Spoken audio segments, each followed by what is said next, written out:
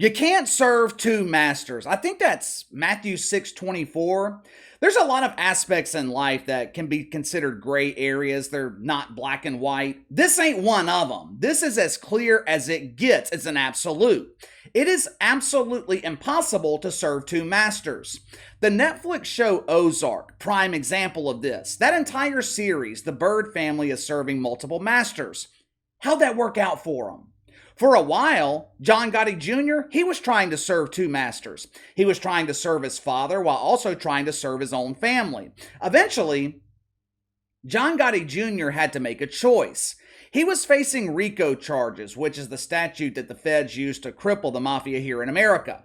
While John Gotti was barely clinging to life in federal prison, his son came to visit him one day. You can find the footage of that encounter here on YouTube. John Gotti Jr., he was facing serious time. I think it was 25 to life in federal prison. Federal charges are completely different than state charges. When the feds hit you with that indictment, they have got you. They don't lose. They have a 95% conviction rate for a reason. John Gotti, he refused to allow anyone in his organization to take a plea deal. If you were working for John Gotti, your ass went to trial, you fought until the very end. Whether you won or lost, you accept the results.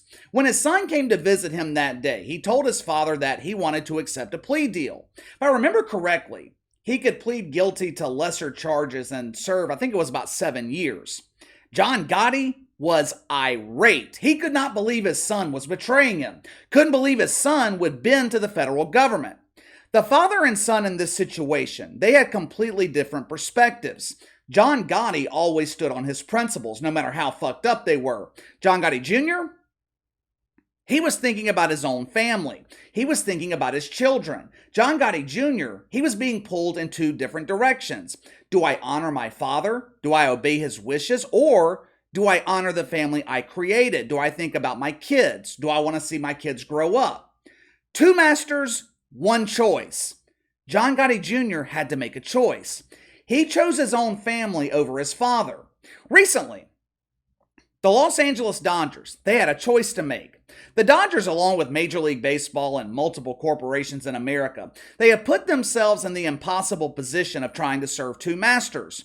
Do I want to serve my consumers? Do I want to appease the people responsible for my existence? Or do I want to serve the deacons at Woke United Methodist and continue pushing the woke boner to its proper climax? It might not seem like it, but Los Angeles is a religious city. Catholics make up 38% of the population. Protestants account for another 30%. Damn near 70% of the city of Los Angeles belongs to the Christian faith. With a metro population over 13 million, we're talking about millions of people who follow the Christian faith. More than likely, the Dodgers, they were thinking about those millions of people when they made their initial decision. Early last month, the Dodgers announced that they would be honoring the Sisters of Perpetual Indulgence with the Community Hero Award. This celebration would take place on Pride Night, which has become every fucking night of the week. Now, for those of you that are unfamiliar, the Sisters of Perpetual Indulgence, they are a group of dudes who dress up like nuns, mocking the Catholic faith. In the past, they performed drag shows where they put some dong and thong on a cross mocking Jesus, while some other dude prances around him doing his best impersonation of the dancing queen, Jackie Mahomes. It's absolutely disgusting. It's evil. There's just no other way to describe it. If the Mr. Sisters were mocking Allah, if they were mocking the rainbow, there would be so much outrage throughout the mainstream media, it would cause an earthquake in Los Angeles. But since they're mocking Christianity, it's deemed acceptable. When the Dodgers announced last month that they would be giving the Mr. Sisters the Community Hero Award, and by the way, what is so heroic about this? This is what we're calling heroic now? What is so heroic about a group of dudes dressing like nuns trying to impress Jackie Mahomes? I guess it does take a lot of balls to do this. I'd be afraid to do it. I would be worried about God striking me down. But the Mr. Sisters, they're not worried about that. I highly doubt they believe in God. You can't fear something that you don't think exists. There was so much outrage nationwide, the Dodgers decided to rescind the invitation. They were still going through with the Gay Pride Night. They were still willing to toast those buns and grill the woke wiener, but the Mr. Sisters, they weren't going to be a part of it. Perhaps they were thinking about giving the Community Hero Award to someone who actually deserved it, like a member of the military, a cop who saved someone's life, charities who are fighting to end gang violence or helping people struggling with substance abuse. When the Dodgers uninvited the Mr. Sisters, it caused fake outrage in the community of wanker spankers. This is transphobia! How dare the LA Dodgers refuse to honor our heroes? The LA Times published an article criticizing this decision. There was criticism throughout the mainstream media, claiming the Dodgers were spreading hatred and bigotry. Wouldn't mocking the Christian faith be considered hatred and bigotry? At the time, the Dodgers uninviting the Sisters of Perpetual Indulgence was considered a win for normal people. In order to sustain against backlash, you gotta be strong in your beliefs. If you're not strong in your beliefs or you have no beliefs, you're going to fold to everyone, which is exactly what happened with the Dodgers. They got pressure from Christians, they folded. After several days of pressure from Woke United Methodist, they folded again. The Dodgers end up reinviting the Mr. Sisters to Pride Night and going through with giving them the Community Hero Award. This time around, they didn't fold. The Dodgers chose their side. They chose which master they would be serving. The special event in the city of Woke Angels was held at Dodger Stadium last night. These Pride Night celebrations in Major League Baseball, they're usually held right before the game. They want to make sure that father and father pretending to be mother get to enjoy the full experience with their kids.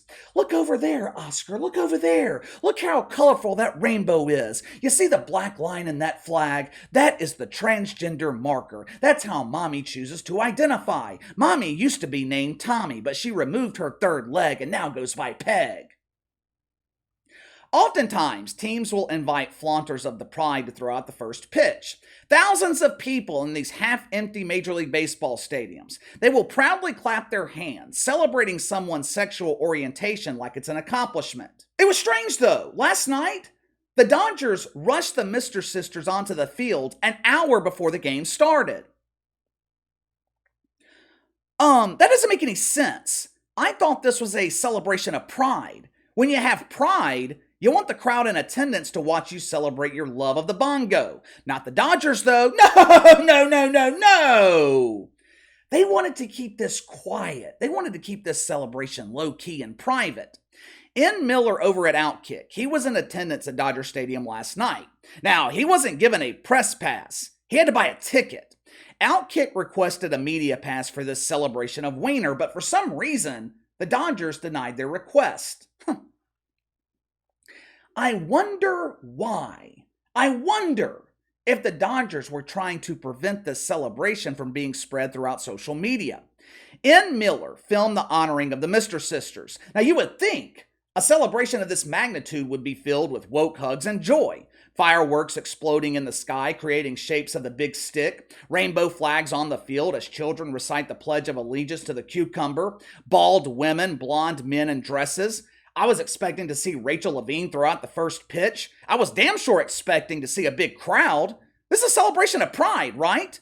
I was expecting to see 50,000 people inside Dodger Stadium ready to party. Instead, the celebration of the Mr. Sisters lasted all of 2 minutes. And the celebration took place in front of about 3 dozen people. Watch for yourself. Thank you everyone for joining us here at the Dodgers 10-day Pride Night celebration.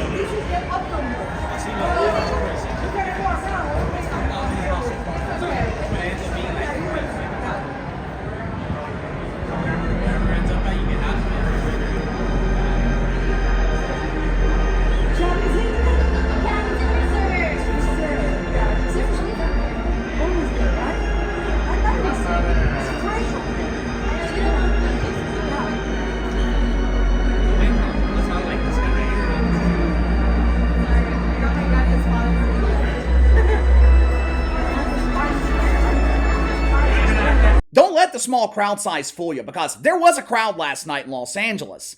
There was a crowd outside the stadium. Thousands of people gathered outside Dodger Stadium to protest the honoring of the Mr. Sisters. There were more people outside than there were inside the stadium. ABC7 in Los Angeles, they were there to cover the event. In typical mainstream media fashion, their coverage was filled with lies and propaganda. Eventually, Dodger Stadium was filled with fans who showed up to celebrate pride and watch a baseball game. Here we go again, with the media giving you a lie wrapped in partial truths. Easiest way to convince someone to believe a lie, stick the lie between two truths. Yes, Dodger Stadium was eventually filled to 88% capacity last night. Yes, those 49,000 people showed up to watch a painfully boring Major League Baseball game. But the vast majority of them did not show up to celebrate the Mr. Sisters. They did not show up to celebrate Pride. If they wanted to celebrate the Sisters, they would have been there an hour before the game started.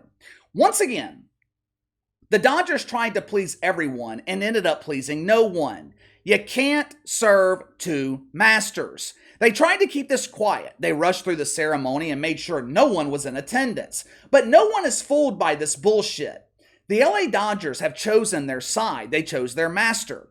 I had hope that the city of Los Angeles would send a clear message last night. I hoped the stadium would be completely empty for the game, but it wasn't. The Dodgers remain one of the biggest draws in baseball. Now, I had no confidence that the players would do anything about this. 3 years ago, Major League Baseball players had absolutely no problem refusing to play games after Jacob Blake was shot by police. 7 games were canceled because cops in Wisconsin shot someone who was armed with a knife.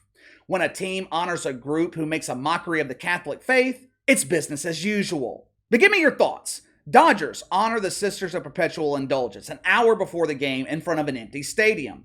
Are the Dodgers trying to please both sides, or have they chosen their master? Sound off in the comments below. Make sure to like and subscribe. Click the notification bell to receive all notifications from the channel. Best way to contact me is by email at btlkc84@gmail.com, KC_BTL84 on Twitter. I'll see you guys tomorrow.